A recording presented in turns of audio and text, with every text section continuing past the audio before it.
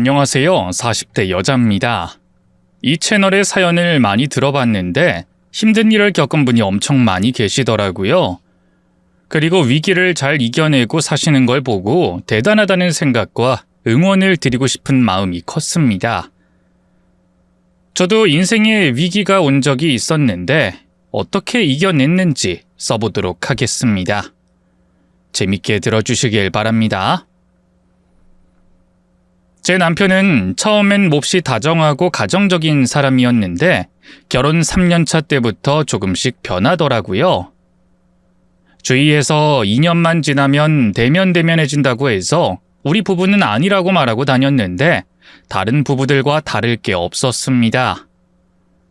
그이는 작은 제조업체를 운영하는 사업가였고 저는 중견기업 인사팀에서 일했습니다. 처음엔 남편이 회사를 그만두고 살림만 하라고 했는데 제 일이 좋아서 말을 듣지 않았답니다. 한편 시댁 식구로 시어머니만 계셨는데 살짝 까칠하시긴 했지만 시자질을 크게 하는 분이 아니라서 지낼만 했습니다. 그런데 저희 부부가 결혼을 30대 중반에 했고 결혼 3년 차가 됐을 때는 곧 40을 바라보는 나이라 시어머니가 걱정을 많이 하셨습니다. 아직도 소식이 없는 거야? 네, 어머님. 늙어서 그렇구만. 좀 어린 여자랑 결혼하라고 그렇게 일렀건만. 내가 손주 보는 건 어려운 거냐? 다른 방법을 찾았어요. 시험관 시술 해볼 계획이에요. 시험관? 그거 돈만 비싸고 확률은 적다고 하던데. 네 나이가 많아서 그것도 어려운 거 아니냐? 아니에요. 의사 선생님이 꼭 임신이 될 수 있게 도와주신다고 했어요. 어머님, 조금만 더 기다려주세요. 시어머니는 남편이 독자이니 저에게 아들은 꼭 낳으라고 했습니다. 너 우리 집안 대가 끊기게 하면 곤란하다. 이건 그냥 하는 소리가 아니라 진심이야. 내 남편이 죽기 전에 유언한 것 중 하나가 반드시 손자를 낳아서 대를 이으라는 것이었어. 우리 집안 가문이 어떤 집안인지 알지? 제갈 공명의 후손이라 씨가 엄청 귀하다고. 세상에 귀하지 않은 가문이 어딨냐고 대답하고 싶었지만 고지식한 시어머니를 대화로 이기고 싶은 마음은 눈꼽만큼도 없었습니다. 그래서 고개를 숙이고 알겠다고 대답하고 말았죠. 남편은 2세에 대한 관심이 없는데 시어머니가 하도 보채니 억지로 병원에 같이 갔어요. 그이는 귀찮아하는 표정으로 항상 이렇게 말했습니다. 여보, 기대하지 마. 기대하면 괜히 당신만 힘들다. 왜 기대를 안 해? 우리가 여기 왜 오는지 몰라? 아이를 가지기 위해서야. 난 어머님이 보채는 것 때문에 오는 것도 있지만 나도 아이를 꼭 낳고 싶다고. 아유, 안 되는 걸 억지로 한다고 되겠냐. 당신 몸이 따라주지 않는다는 거 알잖아. 그럼 막말하지 마. 알았다, 알았어. 성공해서 꼭 아이 갖자. 됐지? 남편은 병원에 가서 검사받고 시술하는 게 질려버렸는지 산부인과에 가는 걸 엄청 싫어했습니다. 여러 번 시험관 시술을 했지만 계속해서 실패했어요. 결혼 5년 차가 될 때까지 아이를 가지지 못해서 많이 우울했답니다. 시어머니는 제 얼굴만 보면 한숨을 엄청 크게 쉬면서 흰소리를 하셨습니다. 남들 다 낳는 애 하나 못 낳니? 요즘은 40대도 애만 잘 낳는다는데 넌 아직 30대인데 임신 하나 못하는 거야? 아들, 내가 어린 여자랑 결혼하라고 말하지 않았냐? 2세 생각해서 젊은 여자랑 혼인하라고 얼마나 많은 조언을 했냐? 엄마, 나도 그땐 몰랐지. 당연히 아내가 애를 2명쯤 낳아줄 거라 생각했지. 내 주변만 봐도 30대 후반에 애 낳고 잘 사는 사람들 많으니까. 그러니까 엄마 말 듣지 그랬냐? 이게 뭐냐? 2년 넘게 시험관 시술해서 번번이 실패나 하고. 에휴, 우리 제갈씨 가문에 아들 하나는 꼭 있어야 하는데 정말 걱정이 크다. 시어머니와 남편은 대놓고 제 나이를 들먹거리고 젊은 여자와 결혼했어야 했다며 연신 한탄했습니다. 저라고 임신하기 싫어서 안 한 것도 아닌데 계속해서 무안을 주더군요. 시간이 좀 흐른 뒤에는 시모가 아예 2세를 포기했는지 아무 말도 안 하더라고요. 남편도 시험관 시술은 이제 질려버려서 하기 싫다고 했고요. 저는 여러 생각을 하다가 입양에 대해서 조심스럽게 말해봤습니다. 시모와 남편에게 입양해서 키우는 게 어떠냐고 물었죠. 어머님, 여보, 우리 아이를 입양하는 건 어때요?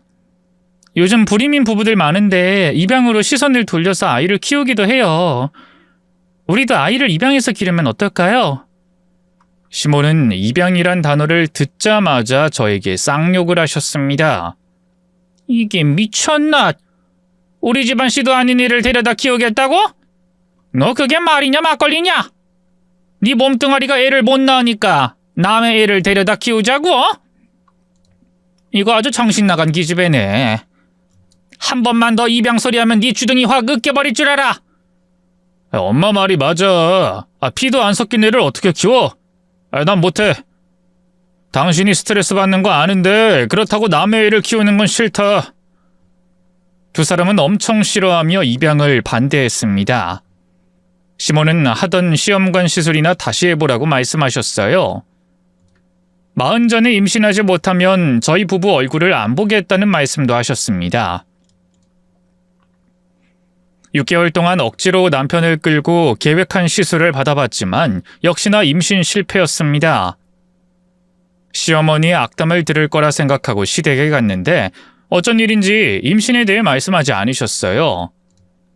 그리고 남편이 매우 어두운 표정으로 앉아 있었습니다.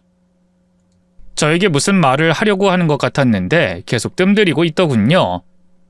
이윽고 남편이 입을 열었습니다. 여보, 나한테 좀 큰일이 생겼어. 무슨 일? 내 사업이 망했어. 전부터 안 좋다고 말한 거 기억하지? 근데 이번에 완전 나락 가버렸어. 그 정도로 심각한 거야? 그럼 앞으로 어떻게? 회사 부도 처리하고 파산해야지. 근데 빚쟁이들이 가만히 있지 않을 거야. 위험하니까 당신이랑 당분간 떨어져 지내야겠어. 여보, 우리 위장 이혼하자. 뭐? 위장 이혼? 그래. 안 그랬다면 당신한테까지 피해갈 거야. 빚쟁이들이 눈에 불을 켜고 날 잡아먹으려고 달려들 거야. 당신까지 나 때문에 괜한 피해받게 해주고 싶지 않아. 여보, 미안해. 남편이 심각한 얼굴로 사업 망한 걸 말하자 시어머니도 저에게 부탁하듯이 말씀하셨어요. 어쩌겠니? 내 아들놈이 크게 말아먹었으니 위장 이혼이라도 해야지.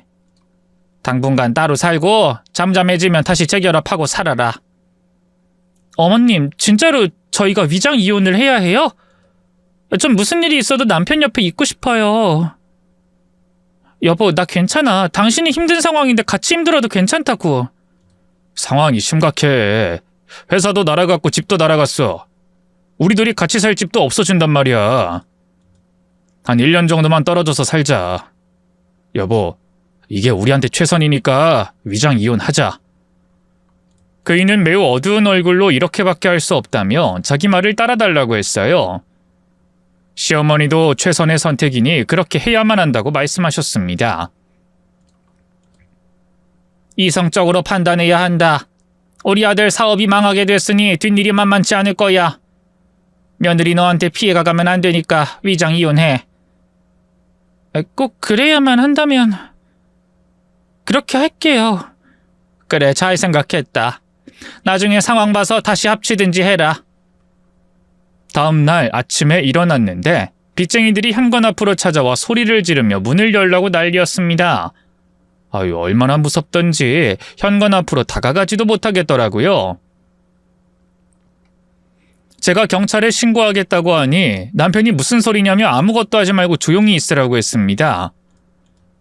여보, 경찰까지 오면 더 복잡해져. 저 인간들한테 휘발유를 뿌려주는 격이 되는 거란 말이야. 오늘은 집 밖에 못 나가겠는데. 당신 회사에 못 나가겠다고 연락하는 게 좋겠어. 아마 이 집 나가는 순간 당신 붙잡고 놓아주지 않을 거야. 사람들이 진짜 무섭다. 여보, 우리 얼마나 이러고 살아야 하는 거야? 너는 이 집에서 살 수 없어.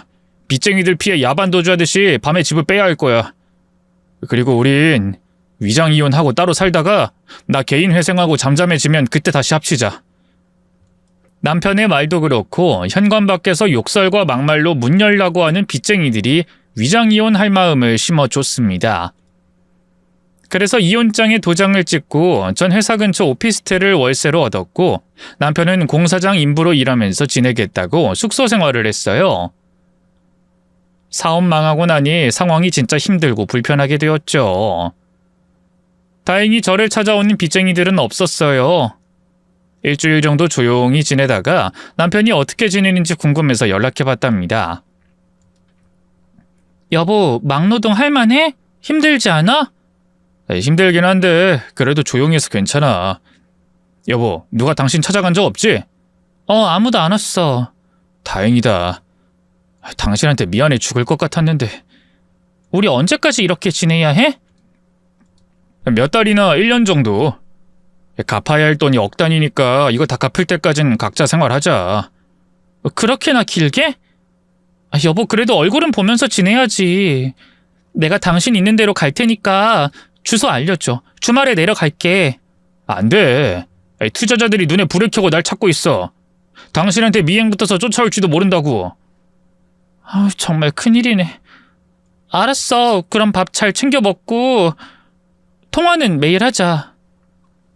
남편은 빨리 빚을 갚겠다며 좋은 날이 올 테니 기다려달라고 했습니다. 두어 달 혼자 지냈는데 어느 날 웃기는 일이 생겼어요. 오피스텔 근처 식당에서 혼자 밥을 먹고 나오는데 40대 남자 하나가 저에게 말을 걸더라고요. 저기요, 실례합니다. 너무 아름답고 예쁘십니다. 네? 저요? 네, 바로 당신이요. 전 바로 요 앞에 중소기업 운영하는 사장입니다. 그쪽은 저기 오피스텔에서 사시는 분이죠? 오해나 마세요. 지나가다가 그리로 들어가는 걸 봤거든요. 너무 아름다우신 분이라 눈에 잘 띄어서 그런 겁니다. 남자는 저에게 반했다며 연락처를 알려달라고 하더군요. 혹시 싱글이라면 연락처 좀 알려주시겠어요? 아니요, 저 유부녀입니다. 사정이 있어서 잠시 오피스텔에서 지내는 거예요. 죄송합니다. 전 싱글인 줄 알았어요. 제가 큰 결례를 했네요. 죄송합니다. 유부녀라고 말했더니 바로 사과를 하더군요. 저는 피식 웃고 돌아섰습니다. 그 남자랑 부딪히기 싫어서 자주 가던 식당도 안 가고 다른 거리에 있는 식당으로 가서 밥을 먹었어요. 그런데 스토커 마냥 제가 가는 곳마다 남자가 나타났습니다. 이런 우연이. 오늘은 돈가스를 드시러 오셨네요? 저도 돈가스가 땡겨서 왔는데. 이보세요. 저 유부녀라고 했잖아요. 괜히 말 걸지 마세요. 너무 야박하시네. 그래도 친구는 할 수 있는 거 아닙니까? 저 통성명이나 합시다. 저는 김호상이라고 합니다. 됐거든요? 그만하시고 식사하든 나가든 해주세요. 불편하게 말 걸지 말라고요. 난 밥 먹을 때 누가 저 쳐다보는 거 엄청 싫어합니다. 엄청 까칠하시네요. 알았습니다. 귀찮게 안 할게요. 그 이후에도 그 남자와 우연히 만나는 일이 많았습니다. 길에서 마주치는 건 예산일이고 식당이나 편의점에서 종종 마주쳤어요. 그 남자는 인사를 반갑게 했는데 저는 소, 닭 쳐다보듯이 하고 무시해버렸습니다. 하루는 회사에서 친한 직원들과 회식을 하는데 옆 테이블에 그 남자와 회사 사람들이 앉았답니다. 그 남자는 저를 보고 반갑게 인사를 했어요. 또 우연이네요? 전 직원들이랑 회식 왔는데 그쪽도 회식 오셨나봐요? 아직 성함을 몰라서 계속 그쪽이라고 호칭하는데 이름 좀 알려주세요. 제 동료들이 누구냐고 묻길래 잘 모르는 사람이라고 얼버무리며 무시하라고 했습니다. 그중 장난기가 많은 동료가 제 이름을 그 남자에게 알려줬습니다. 이름이 고은 씨였어요? 이름까지도 참 곱네요. 그만 좀 하시죠? 그냥 인사나 하면서 지내자는데 너무 야박하시네요. 제가 고은 씨 잡아먹기라도 합니까? 그래요. 앞으로 봐도 인사 안 할 테니까 그만 좀 인상 쓰세요. 저도 자존심 상해서 아는 체 안 하렵니다. 자기 혼자 북치고 장구치고 다 하더군요. 어이가 없어서 회식 자리에서 빨리 일어났습니다. 혼자 지내는 시간이 길어지자 걱정돼서 남편에게 연락을 했더니 거의 받지 않았어요. 문자로 일하는 중이라고 하거나 숙소에서 쉬는 중이라고만 답장이 왔죠. 시어머니도 제 연락을 안 받으셔서 걱정되는 마음에 홀로 시댁에 찾아갔습니다. 너 여기 웬일이니? 어머님 얼굴 뵌 지 몇 달 됐잖아요. 궁금해서 찾아왔어요. 연락도 안 하고 오면 어떡하냐? 연락이 안 되니까 찾아왔죠. 어머님, 전화는 왜 이리 안 받으세요? 무슨 일 있으신 거예요? 그게 빚쟁이들 때문이지. 내 아들이 저지른 짓이 있으니 나더러 대신 갚으라고 협박하더라. 네? 어머님한테까지 와서 그 난리를 쳤어요? 진짜 무서운 사람들이네요. 그러니까 전화도 잘 안 받고 외출도 거의 안 한다. 요즘은 무서워서 숨어 지내듯이 산다고. 시어머니는 그런 사정이 있어서 연락을 일부러 받지 않는다고 했어요. 한 달 뒤 남편 생일이 다가왔어요. 타지에서 고생하는 그이에게 찾아가 미역국이라도 끓여주려고 전화를 했습니다. 여보, 생일 축하해. 오늘이 내 생일이었나? 몰랐네. 정신이 딴 데가 있어서 그런가 봐. 그래도 자기 생일은 알고 있어야지. 여보, 나 오늘 월차 내고 당신한테 갈까? 미역국이라도 끓여줄게. 아니야, 여기 숙소에서 혼자 지내는 것도 아니고 일도 바빠. 그래도 밥은 먹을 거 아니야. 지금은 그럴 상황 아니잖아. 여보, 그 마음만 받을게. 그냥 회사 나가고 조용히 지내. 당신이 참 안쓰럽다. 남편은 잠시 침묵하더니 크게 한숨을 쉬고 말했어요. 여보, 우리 그냥 각자 사는 게 좋겠어. 이혼한 상태니까 당신은 당신 인생 찾아. 뭐? 그냥 남남으로 살자고? 갑자기 왜 그래? 갑자기가 아니야. 나 지금 상태를 봐. 가장 노릇은커녕 쫄딱 망해서 빌빌거리잖아. 당신 좋은 사람 만나서 새 인생 살아. 여보, 당신한테 섭섭한 적 많긴 했어도 한 번도 남편이 아니라고 생각한 적 없어. 위장이혼 상태인 지금도 여전히 당신을 사랑한다고. 무슨 일이 있어도 난 당신 곁을 떠나지 않을 거야. 아이고, 우리 마누라 큰일이네. 이 못난 남편 벗어나야 하는데. 그런 소리 하지 마. 또 그런 말 하면 내가 찾아가서 당신 혼내줄 거야. 알았어. 그럼 이만 끊을게. 작업 반장이 눈치 준다. 끊어. 남편은 약한 소리를 냈지만 저는 다 이해했습니다. 그날은 회사에 가고 싶지 않아 월차를 내고 시댁에 찾아가기로 했습니다. 남편 대신 시어머니와 밥이라도 먹을 생각이었죠. 미역과 소고기를 사서 오후쯤 찾아갔더니 시어머니가 바쁘게 설거지를 하고 있더군요. 인덕션 위에 있는 냄비에 미역국과 갈비찜, 잡채까지 보여서 이게 다 뭔지 물었습니다. 어머님, 이게 다 뭐예요? 너는 또 예고도 없이 찾아왔냐? 뭐긴 뭐야, 오늘이 내 아들 생일이잖냐. 혼자 기분 좀 낼 겸해서 혼자 요리해서 먹었다. 네? 그이 없이 혼자서 생일상을 차리셨다고요? 제가 아는 시어머니는 그렇게 감성적인 분이 아니셨는데 남편이 오래 떠나 있으니 적적하셨나 봅니다. 어머님, 그럼 저라도 부르지 그러셨어요. 뭐하러. 평일이고 바쁠 텐데 뭐하러 오고 그러냐. 어머님, 그래도 가끔씩은 찾아뵈야죠. 시어머니가 설거지를 하다 말고 저에게 말했습니다. 며느라, 너 우리 아들이랑 헤어진 김에 새 출발하는 게 어떠냐? 네? 어머님, 그이랑 입을 맞추기라도 한 거예요? 그이도 그 소리 하던데. 내 아들이지만 쫄딱 망해서 빚 갚고 나서도 어떻게 살아야 할지 답이 안 나온다. 그런 놈이랑 다시 살아봐서 뭐해. 그냥 잘난 남자 하나 꼬셔서 새 시집 가는 게 훨씬 낫지. 저는 제 마음을 확실하게 전했습니다. 어머님, 전 그이 버리지 않을 거예요. 무슨 일이 있어도 제가 데리고 살 겁니다. 또 제갈 씨 가문에 아들을 꼭 낳을 거고요. 저 아무것도 포기하지 않았어요. 너도 참 애가 너무 착하다. 내가 무시하고 콸시했으면 정 떨어질 만도 한데 아직도 애기 낳을 생각을 하냐. 어머님, 이 집안에 발을 들인 순간부터 지금까지 한 번도 이혼할 생각 안 해봤어요. 물론 서운한 적은 여러 번 있었지만 어머님 심정이 이해가 되니 다 이해했다고요. 아무튼 다시는 저더러 새 출발하라고 말씀하지 마세요. 시어머니는 고개를 좌우로 돌리며 한숨을 내뿜더니 설거지를 다 하시고 저에게 식사를 새로 차려주셨습니다. 시간은 또 몇 달이 지나 위장 이혼 후 별거한 지 8개월이나 되었습니다. 그러던 어느 날 시어머니가 불러 시댁으로 찾아갔습니다. 저를 굉장히 반기면서 말씀하셨어요. 우리 며느리 얼굴 오랜만에 보니 좋네. 어머님, 얼굴이 많이 거칠어 보여요. 아직도 빚쟁이들이 찾아와요? 아니, 이젠 다 정리됐다. 내 아들이 잘 해결했대. 어떻게요? 갚아야 할 돈이 억 단위라고 들었는데요. 그 도와준 사람이 있어서. 내 아들의 친구가 잘 마무리 지어줬단다. 며느라, 이제 다시 우리 아들하고 합쳐야지. 정말요?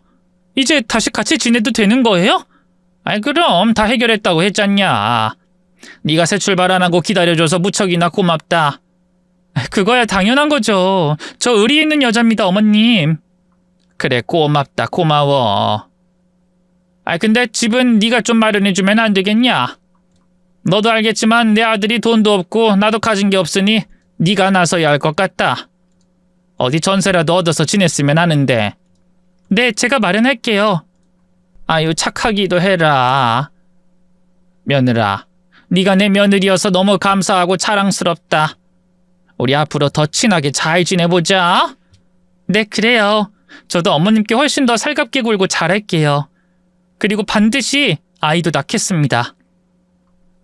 남편 일이 잘 해결됐다고 하니 마음이 놓였어요.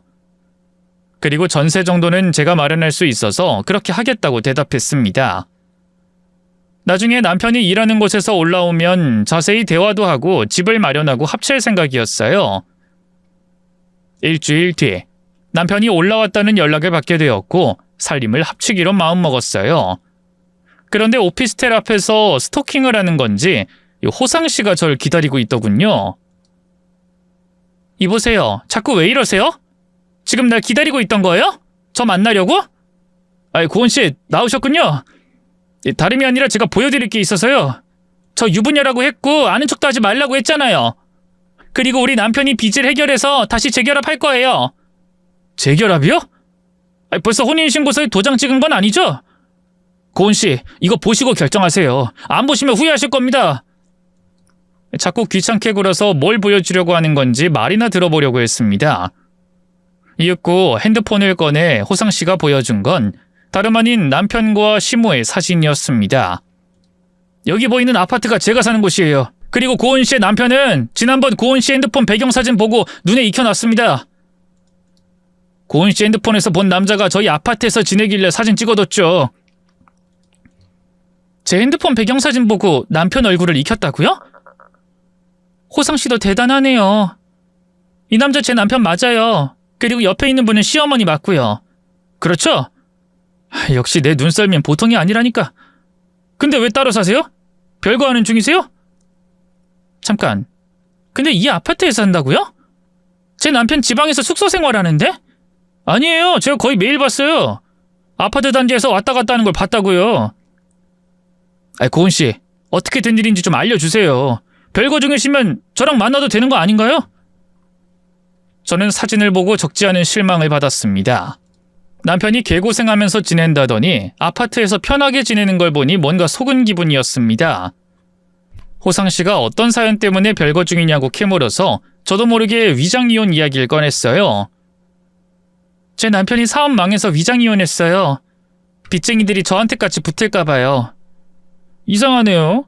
망한 사람이 이 비싼 아파트에서 지낸다고요? 뭔가 모순적인데? 내가 봐도 그러네요. 시어머니가 다녀간 사진 보니 진짜 남편이 여기서 지내는 건 맞는 것 같은데. 잘 모르겠네요. 저 괜찮으시다면 제가 좀 알아봐 드릴까요?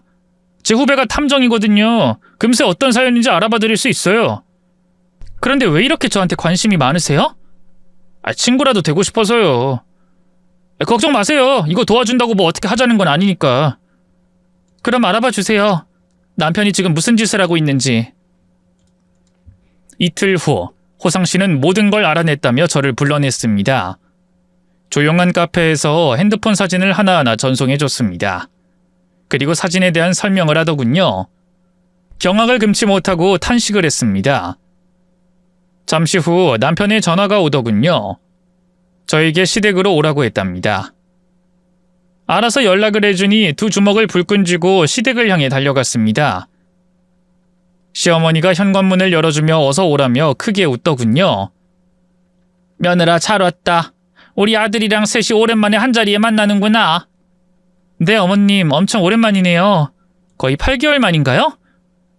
시모 뒤에 있던 남편이 반갑게 손을 흔들더군요. 여보 간만이야. 안 본 사이에 더 예뻐졌네. 당신은 얼굴이 많이 거칠어졌네. 살도 쏙 빠졌고. 많이 힘들었나 봐. 뭐 고생을 좀 해서 그렇지. 여보 앉아. 남편과 시모와 마주 앉았고 그이가 앞으로 어떻게 살아갈지 이야기를 꺼내더군요. 여보, 내가 친구 도움 받아서 빚은 다 해결했어. 그 지긋지긋한 인간들 얼굴 이젠 안 봐도 된다고. 그래 잘했네. 근데 어떤 친구가 도와준 거야? 있어. 그 사업하면서 알게 된 친구. 당신은 말해도 모를 거야. 그이의 눈동자가 흔들리더군요. 이어서 시어머니가 말씀하셨습니다. 며느라, 내 아들놈이 지금은 돈이 한 푼 없으니 네가 집을 새로 마련해 줄 수 있겠냐? 어디 전셋집이라도 머물 곳만 있으면 좋을 것 같은데. 어머님, 제가 20년 가까이 직장 다녔는데 그만한 돈이 없겠어요? 당연히 마련할 수 있죠. 아이고 다행이다. 그럼 며느리 네가 집을 장만하는 걸로 하고 거기 들어가서 지내면 되겠다. 그리고 너희들 다시 혼인신고도 해야지. 그러고 보니 지금 우리 두 사람은 남남이네요. 여보, 당신 나랑 위장이혼하고 딴짓한 거 없어? 괜히 궁금해지네. 남편은 눈을 동그랗게 뜨며 양손을 허공에 크게 휘저었습니다. 여보 그게 무슨 말이야. 절대로 없지. 내가 딴짓을 하다니. 당신을 두고 어떻게 그런 짓을 해. 게다가 사업 망해서 가진 것도 없는데 누가 날 만나겠어. 맞다. 당신 사업 망했지? 미안, 내가 그걸 생각 못했네. 저는 입꼬리를 올리며 남편이 긴장하는 걸 잠시 즐겼습니다. 같이 살 집을 제가 마련하겠다는 게 결정되었고 혼인신고서에 도장을 찍을 순간이 왔어요. 며느라, 왜 도장 안 찍고 고민을 하냐? 너 혹시 다른 남자라도 만난 거야? 어머님, 절 뭘로 보고 그딴 소리를 하세요? 제가 그런 여자로 보이세요? 누구처럼 바람이나 피우는지 아시냐고요? 버럭 화를 냈더니 시모가 미안하다며 두 손으로 제 팔을 쓰다듬었습니다. 미안하다. 내가 괜한 소리를 했구나. 혼인신고서에 도장 찍으려니까 좀 긴장되네. 두 번째라서 그런지 괜히 신중해져. 도장 찍기 전에 비밀 같은 거 있으면 다 털어놓는 게 어떨까? 여보, 혹시 감추는 거나 꼭 알려야 할 일이 있다면 지금 말해줘. 그게 할 말은 있긴 해. 뭔데? 해봐. 그게 말이야. 엄마가 이야기하는 게 좋겠어. 나보다 조리 있게 말씀 잘하시잖아. 그러자 시모가 고개를 크게 끄덕이며 말문을 열었습니다. 며느라, 너 전에 임신하려고 인공수정이다 시험관으로 고생 많았잖니? 전 이제부터 할 말을 다 하기로 하고 콕콕 집어가며 말했습니다. 네, 어머님이 엄청 보채시고 괄시해서 제 자존감이 많이 무너졌었죠. 이제와 말하는 건데 어머님 너무하셨어요. 제가 하기 싫어서 안 하는 것도 아닌데 그렇게 못 즐기고셨어요? 지난번엔 다 괜찮다고 이해한다고 하더니 쌓인 게 많았구나. 그래, 사과하마. 며느라 미안하다. 내가 철딱선이 없는 노인네라서 그랬나 보다. 사과해 주시니 마음이 풀리네요. 그럼 재결합하고 시험관 시술 받게 되면 조용히 기다려주세요. 아셨죠? 시어머니는 제가 임신에 다시 도전하겠다는 말에 몸을 잠시 부르르 떨었습니다. 또 시험관에 도전하려고? 안 되는 걸 억지로 계속 해야겠니? 어머님도 참, 갑자기 왜 그러세요? 이 망했다고 아기 낳는 걸 포기하라고 말씀하시려고요? 제갈씨 가문에 손자가 반드시 있어야 한다고 귀에 목이 박히도록 소리를 지르셨잖아요. 전 어떻게든 제갈씨 가문의 아들을 낳을 겁니다. 그러니 성원해주세요, 어머님. 얘야, 근데 꼭 직접 낳아야만 자식이겠냐? 너 지난번에 입양에 대해 말했었지? 마음으로 낳은 아들을 키워도 좋다고 했었는데 기억하냐? 당연히 기억하죠. 그런데 어머님이랑 남편이 펄쩍 뛰면서 저한테 쌍욕하셨잖아요. 그깟 애 하나 못 낳아서 입양하느냐며 저더러 쓸모없는 불량품이라고 하신 거 잊으셨어요? 근데 이제 와서 입양하라고요? 그땐 내가 생각을 잘못했다. 이번에 온 식구가 뿔뿔이 흩어지고 나서 많은 걸 느꼈다. 우와, 어머님 정말 많이 성장하셨네요. 정신나이를 이제야 제대로 먹은 모양이네요. 뭐야? 지금 난 놀리는 거냐? 죄송해요. 그래서 지금 화내는 거예요? 제가 혼인신고서에 도장을 찍길 바라는 시어머니는 표정을 다시 밝게 바꾸고 말씀하셨어요. 화가 나다니. 생각해보니 네 말이 다 맞다. 내 정신나이가 이제야 제대로 먹은 모양이야. 아무튼 입양 이야기 좀 더 해보자고. 너 아이를 입양하는 것에 대해 어떻게 생각하니? 지금도 여전히 입양을 원하는 거지? 제가 임신을 못하니 입양이라도 해서 꼭 아이 갖고 싶어요. 전에 말씀드린 그대로입니다. 역시 우리 며느리는 생각이 항상 반듯하고 변함이 없구나. 아주 훌륭한 생각이야. 그래서 내가 입양을 좀 알아봤다. 어머님이요? 저랑 말도 하기 전에 미리 알아봤단 말씀이세요?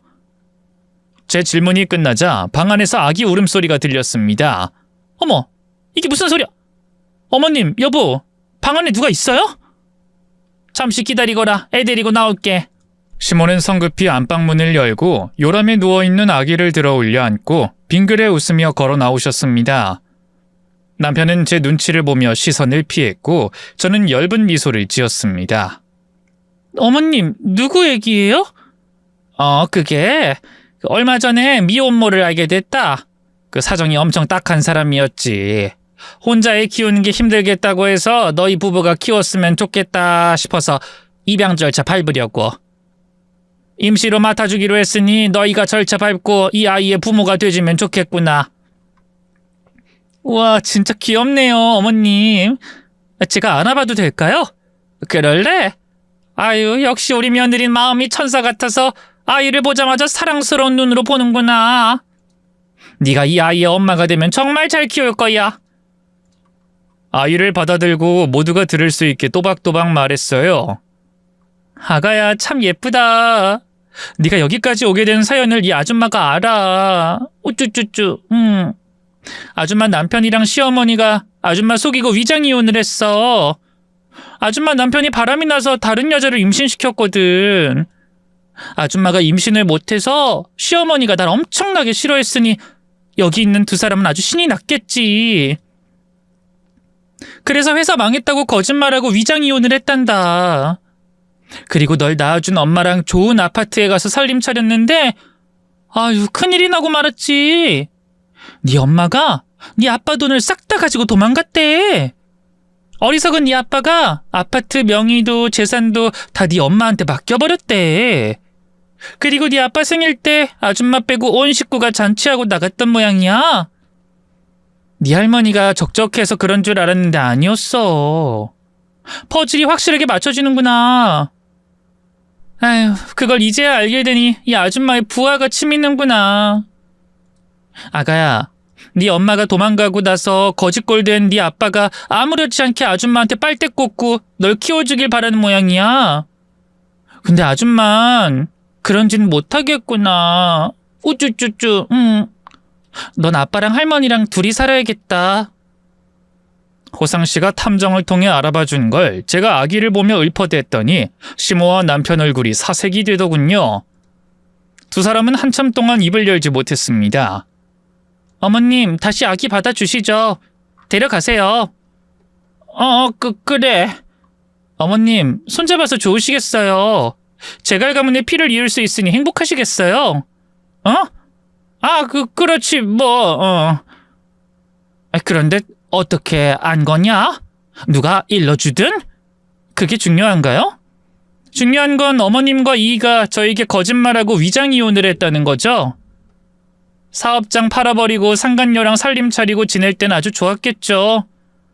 저한텐 위자료 한 푼 안 주고 서서히 멀어지게 할 생각이었죠. 그런 잔머리 굴려서 돈을 굳히니 살림살이가 좀 나아지셨어요? 비아냥대며 말했더니 시모의 얼굴은 뜨겁게 달아올랐습니다. 시선을 돌려 남편에게 말했어요. 여보, 사고를 쳤으면 그냥 이혼하자고 하지. 왜 거짓말로 위장 이혼을 해? 위자료 주기가 그렇게 아까웠어? 그게 입이 10개라도 할 말이 없다. 나더러 새 남자 만나라고 했을 땐 상간녀랑 애기랑 오순도순 살려고 할 때였겠지. 그런데 상간녀가 애 낳고 재산 가지고 날라버렸으니 아쉬운 대로 나랑 다시 살기로 결정한 거겠지. 상간녀가 도망갔다는 걸 듣고 나도 경악스럽긴 하더라. 그래도 애는 놓고 도망갔네. 제갈 가문을 이으라고 말이야. 여보, 염치 없고 수치스럽지만 당신한테 사과하고 싶어. 미안해. 그이가 고개를 숙이며 사과하자 시어머니는 변명하더군요. 얘야, 나는 처음에 몰랐다. 나중에 가서 알았어. 야, 아들놈이 미리 언지를 주지 않고 사고치고 나서 알렸단 말이야. 아, 그래서 어머님 머리에서 나온 아이디어로 사업 망했다고 하고 위장이혼 시켰군요. 저한테 줄 위자료가 아까우니 쉽게 가려고? 미안하다. 그땐 내가 미쳤었나 봐. 너에게 그런 짓을 해도 될 거라 생각한 내가 원망스럽다. 시몬은 고개 숙여 사과하더니 다리를 모으더니 무릎을 꿇더군요. 남편도 눈치를 보더니 다리를 모아 무릎을 꿇었죠. 저를 속인 걸 잘못했다고 빌기 시작했습니다. 며느라, 잘못했다. 우리가 미안하다. 여보, 한순간에 유혹에 넘어가 큰 잘못을 저질렀어. 진심으로 미안해. 며느라, 우리 과거는 다 잊어버리고 우리 네 식구가 함께 똘똘 뭉쳐서 행복하게 살아보자. 저는 피식거리며 말했어요.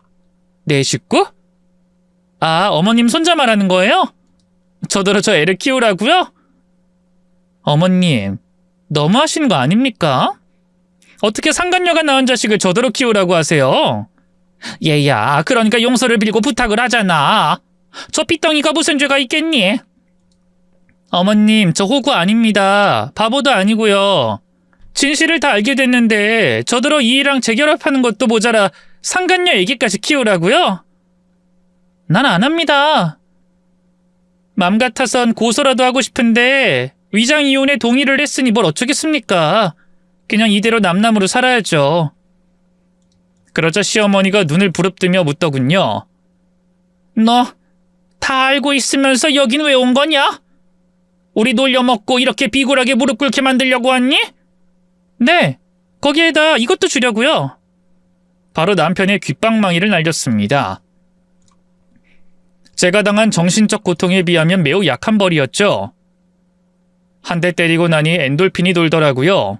그래서 옆으로 넘어진 남편놈의 옆구리를 발로 실컷 밟아줬어요. 그랬더니 시어머니가 제 다리를 붙잡더니 일어나서 절 밀어내며 분개했어요. 야! 감히 내 귀한 아들 몸에 손을 대? 아이고 어머님, 이제야 본 모습이 나오네요. 살갑게 굴어서 날 보모로 평생 써먹으려고 했는데 다 어그러지고 남편님이 호되게 맞는 걸 보니 포기하신 거죠? 그래! 네 태도가 처음부터 마음에 안 들었는데 억지로 비위 맞춰주느라 힘들었다. 네 말대로 호구 삼아서 보모나 평생 시켜먹으려고 했는데 아쉽게 걸려버렸구나. 그래요. 이래야 어머님답죠. 조금 전까진 엄청 비굴해 보였다고요. 알았어, 이 썩어빠진 몸뚱아리 기집애야. 네가 처음부터 애를 잘 가졌어 봐라. 우리 아들이 다른 데서 애를 낳아왔겠냐? 썩은 몸뚱아리는 내가 아니라 당신이랑 당신 아들이야. 이게 어디서 감히 반말로 욕실거리야. 어차피 다 끝난 마당이네. 돼지게 한판 붙어봐. 시몬은 말을 끝내더니 제 옷을 잡아당기며 손바닥을 마구잡이로 휘둘렀어요. 팔이 짧아서 제 얼굴에 명중하지 못하더군요. 어른을 해치면 안 되지만 이번엔 어쩔 수 없는 상황이고 복수를 해줘야 하니 시모의 얼굴에 따귀를 마음껏 찔렀습니다. 짝짝 소리가 연신 터졌는데 황홀하고 기쁘더라고요.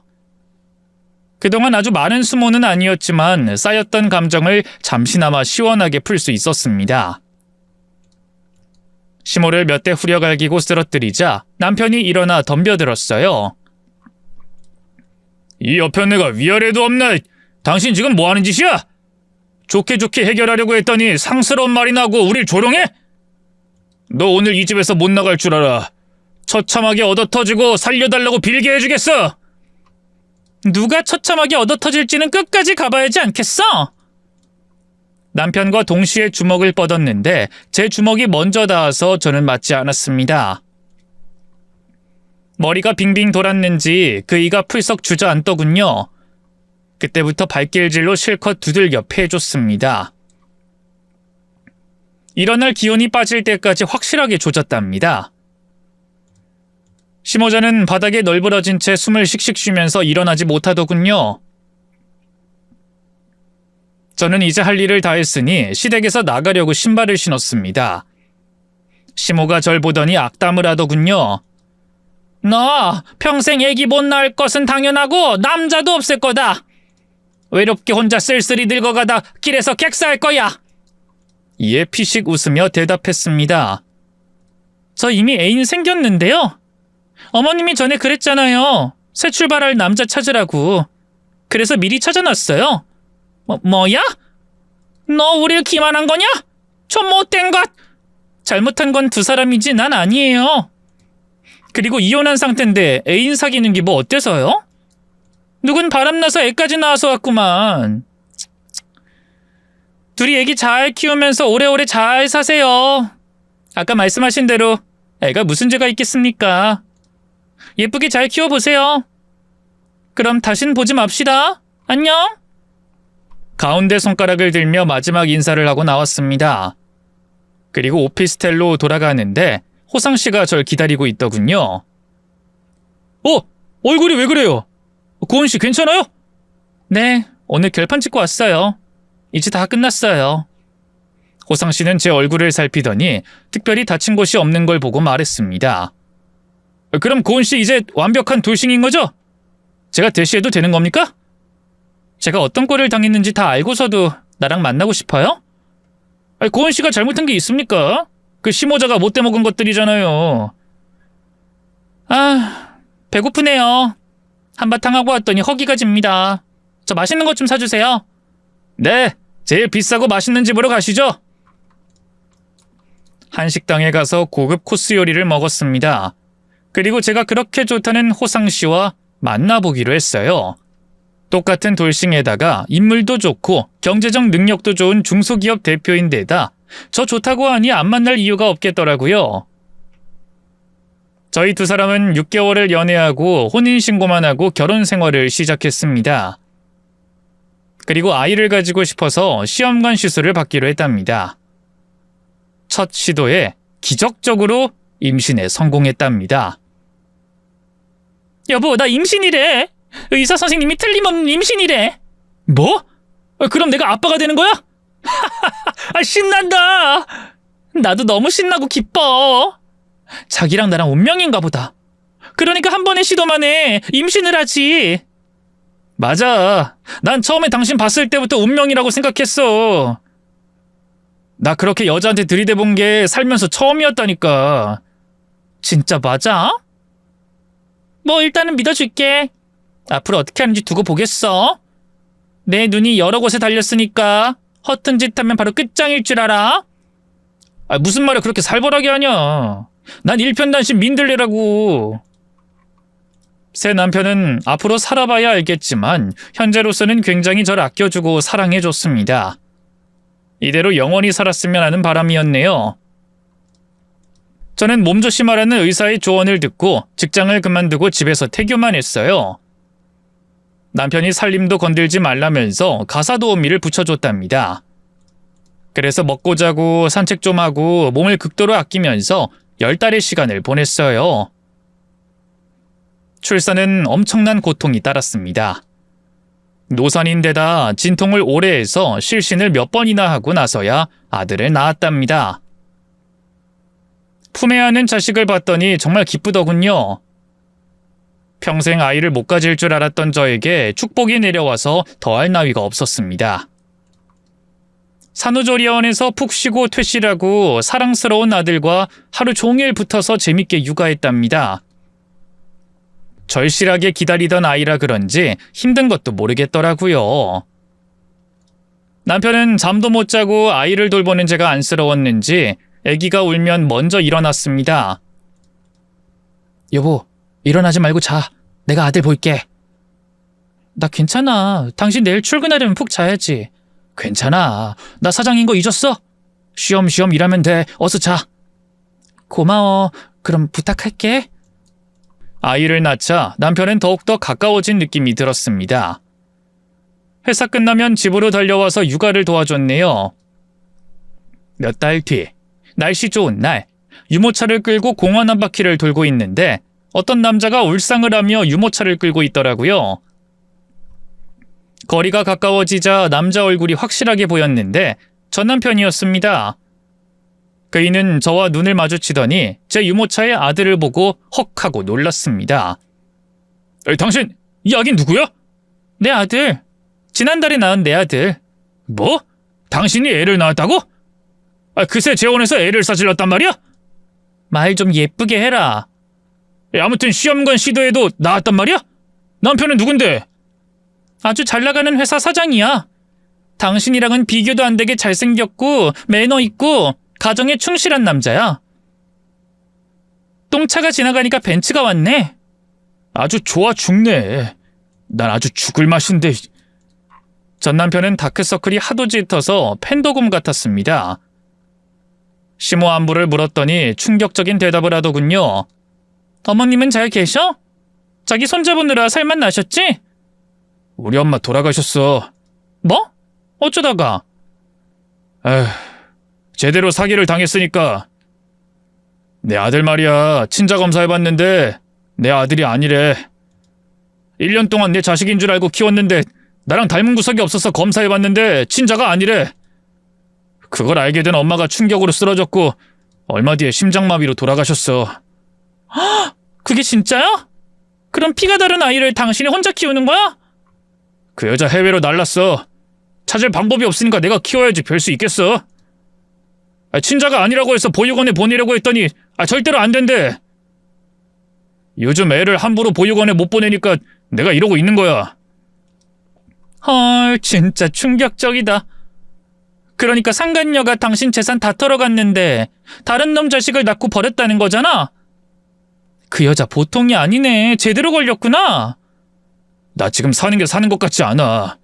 아들 키워줄 사람이 없어서 어린이집에 맡기는 시간에만 일을 할 수 있어.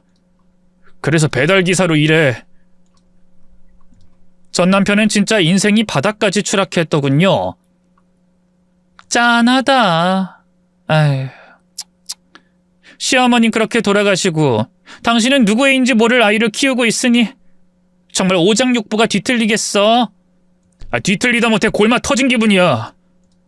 난 아주 잘 사는데 넌 지질이 못 사네? 기분은 좋다. 그이는 제가 비아냥거리는 것을 아무렇지 않게 들었습니다. 그래, 마음껏 비웃어라. 네가 뭐라 하든 살고 싶지 않은 나는 화도 안 난다. 이 애를 책임져야 하는 숙명인 내가 너무너무 불쌍해 죽겠다고. 잘 키워서 장가도 보내고 손주도 봐야지. 제가 시에 호적에 오른 애니까. 그럼 애 잘 키워라. 그리고 길에서 보면 아는 척 하지 마. 그래, 아는 척 안 할게. 잘 살아라. 그이는 영혼이 빠진 사람처럼 제 말에 조금도 반응하지 않았습니다. 그렇게 전 남편이 천벌을 받는 것으로 과거에 쓰라렸던 고통이 깨끗하게 나았네요. 저는 늦게 얻은 아들과 다정한 남편과 하루하루 기쁘게 살아가고 있어요. 배우자에게 배신당했던 분들께 사이다 같은 시원함이 전달됐으면 좋겠네요. 이만 물러가겠습니다. 안녕히 계세요.